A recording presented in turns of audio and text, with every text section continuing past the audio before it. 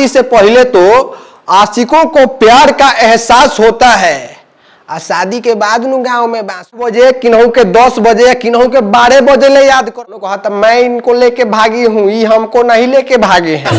अच्छा प्यार ना, पढ़ाई लिखाई पर ध्यान दो लोगन, एगो जाई तो दोसर तो रही रे बुढ़बो में पगलाइल बने। आ लड़की लिपस्टिक मार के एकदम इंस्टाग्राम पर लाइन में लगैले भी है कि कौना कौना के सिलेक्ट करी रे, वो कनी अपन टाइम से पढ़ ले तारी, सब पढ़ लिख के 10,000 मैट्रिक में 25,000 इंटर में चाचा जी से टान ले तारी।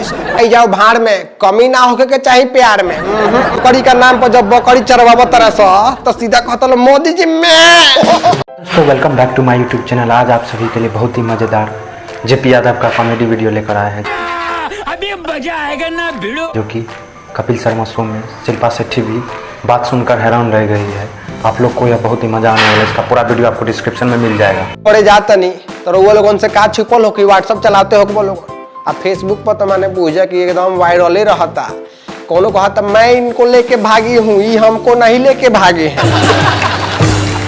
हमनी के भोजपुरी इंडस्ट्री में तो मतलब कलमे लेके सुतत उठत का कहल जाला, बैठल रहे नहीं सब। हम हट से गाना बनता एकदम रिलीज सुपर डुपर हिट, हमने इनको लेके भागा है तो नून रोटी खाएंगे जिंदगी से वही बिताएंगे। अब भाग्य तरह से लेके अब जेने देखो नहीं न्यूज सुने के मिला था कि फलना के लड़की चिलना के लड़का जोड़े भाग चिलनावा के लड़का फलनावा के लड़की के लेके भाग।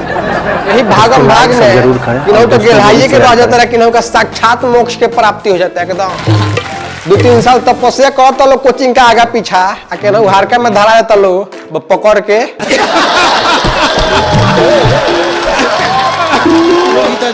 खलास। तो ये बात यही बात पर हम कुछ लिखले बानी भाई लोग खातिर कि भैया सुनो लोगन कि शादी से पहले तो आशिकों को प्यार का एहसास होता है। बहुत ही मजा आने वाला है। पगलाइल वाला लोगन ओकरा बारे में कुछ जान जा लोगन कि आखिर मिले वाला का बालात जूता मिली और कुछ भेटाए वाला बात। तो यही सब बात पर अंतिम ज्ञान लिखले बानी कुछ कि शादी से पहले तो आशिकों को प्यार का एहसास होता है। शादी से पहले तो आशिकों को प्यार का एहसास होता है, और शादी के बाद नु गांव में बांस होता है। जहाँ खाली फसल कौनो देवता मुन बचावे ना वाइलो। तो ऐसा घटना जेकरा जोड़े भी घटत हुई, हकीकत बात हम बताओ तनी जौना का प्यार में तो लोगन पगलाइल बड़ लोगन, ओकर सच्चाई सुनो लोगन कि किन्हू के 8 बजे किन्हू के 10 बजे किन्हू के 8 बजे किन्हू के 10 बजे किन्हू के 12 बजे ले याद करतिया।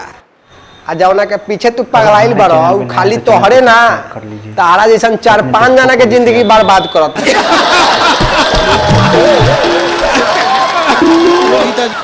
टेंडर ले ले बाड़ी सब बबुआ, वो कनी अपन टाइम से पढ़ ले तारी, सब पढ़ लिख के 10,000 मैट्रिक में 25,000 इंटर में चाचा जी से टान ले तारी सब। आई लो टाना तलो जाके बंगलोर में लोहा, ना तो कोनो दलाल का थोरू चल जाता लो सीधा दोहा। और जब नौकरी का नाम पर जब बकरी चरवाबो तरह सा तो सीधा कहता लो मोदी जी में।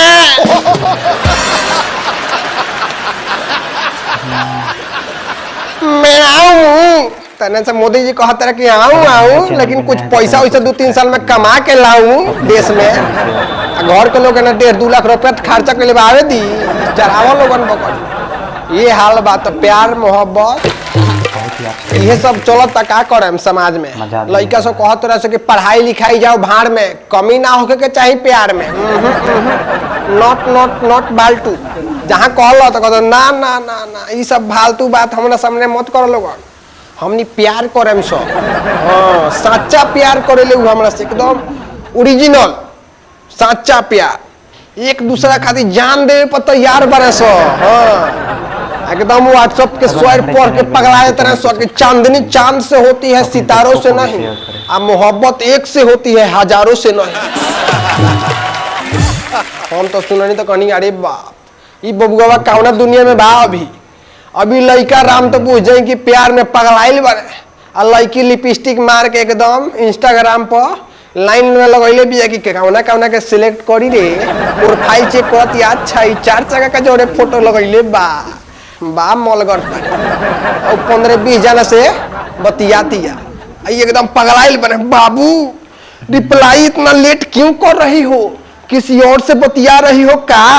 पहले उन्हें से एकदम मीठा मीठा आवाज में 2 मिनट बाद भेजत कि नहीं बाबू नहीं, मैं तो रील देख रही हूँ,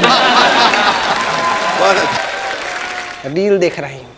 ये घाचा का पता बा कि रील ना पैसा वाला दिल देखतिया।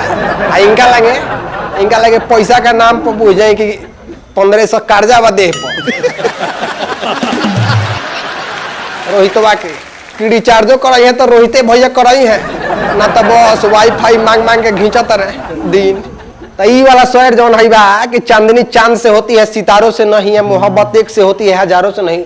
एकदम डिलीट कर दो, जाके अपना दिमाग का गैलरी में से एकदम डिलीट कर दो, एक बार रीस्टोर मार दो सब। हमार वाला है याद कर लो लोगन, अगर जीवन में खुश रहे के बाद तो हमार शहर तो जेपी भैया कहते हैं कि सच्चा प्यार जीव के जजाल बा, मजा देने वाला सच्चा प्यार जीव के जजाल बा, खुश उहे बा जौना के लगे 4-5 गो मार।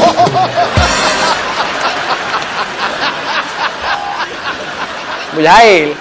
तो एकदम लाइन लगा दो सर, लेकिन सच्चा प्यार ना, पढ़ाई लिखाई पर ध्यान दो लोगन। एगो जाई तो दोसर तो रही रे बुड़बो, ना तो एक एगो से प्यार करत करत जहाँ ओकरा से लव मैरिज बियाह कैलो कि हाई सुनो चैनल पे नया है तो चैनल कि प्यार के सपना दिखा के तहरा जिंदगी के हसीन बना दी।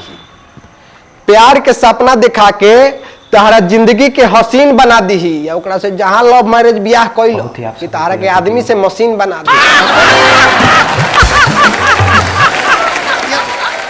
एकदम आदमी बन जाइब, बुझ जा कि साया फिचत फिचत तहार काया पलट जाई। तो आशिक लोग खातिर अंत में यह कहे कि लड़की सबके आपन अजब गजब के अदा होला, लड़की सबके आपन अजब गजब के अदा होला, और कनी के सबसे बड़का आशिक उहे होला जे सबसे बड़का के आधा। तो बस बात के जो खत्म करो लोगन, अच्छा लगा लोगे तो लाइक शेयर सब्सक्राइब करो लोगन, शेयर करो लोगन भाई, सबसे ज्यादा शेयर करो लोगन। कौनो तो बातचीत अंत में यही कहूँगा, अगर आप लोगों को यह वीडियो जरा सा अच्छी लगे तो चैनल को सब्सक्राइब कर लीजिए और अपने दोस्तों को भी शेयर करें, कमेंट जरूर करें। तो चलिए इतना ही।